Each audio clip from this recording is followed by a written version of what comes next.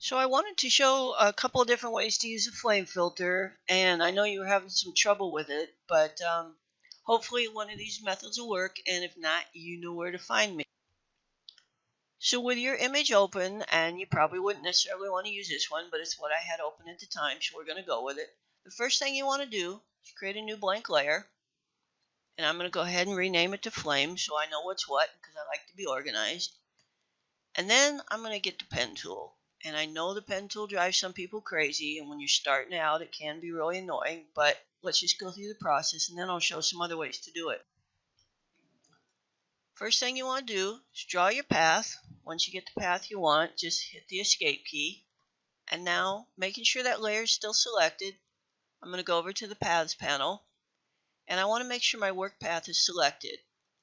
And I'll click off of it there, and you'll see that it's not selected because it doesn't show on the canvas and it's not highlighted here. So I'm going to click on it to make sure it's selected. Go to Filter, Render, and Flame.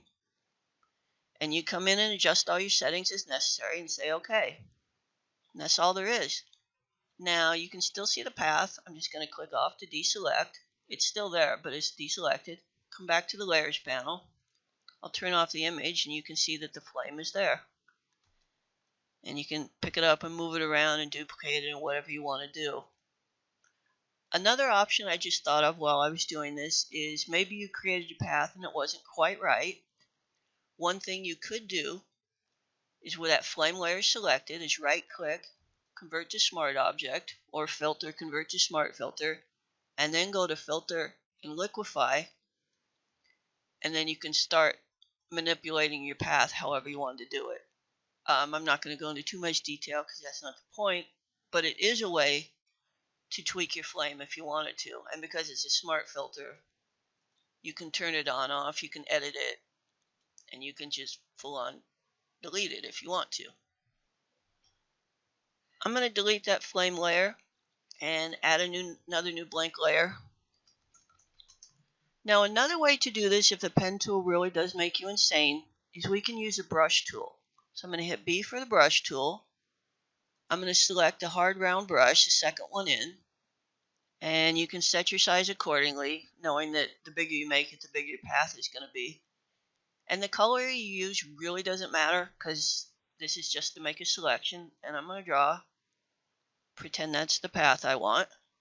Next thing you want to do is hold down the Control key and click on that flame layer thumbnail.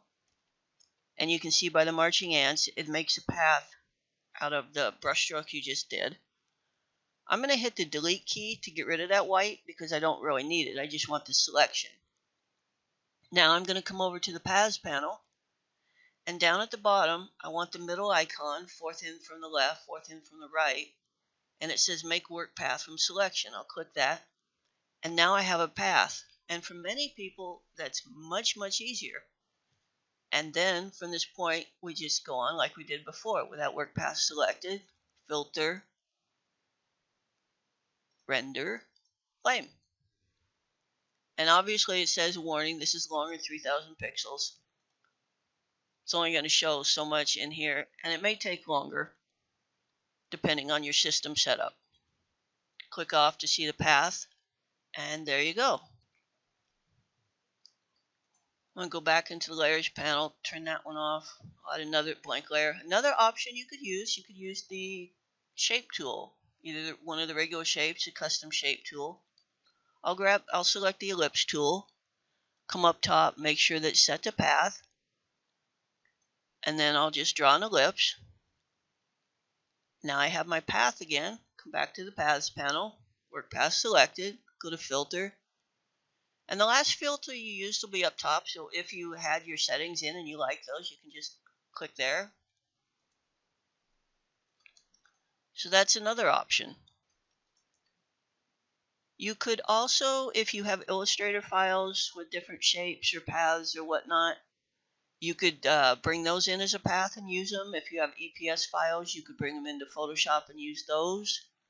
So hopefully that helps, and if not, kiddo, ring me and I will help you some more.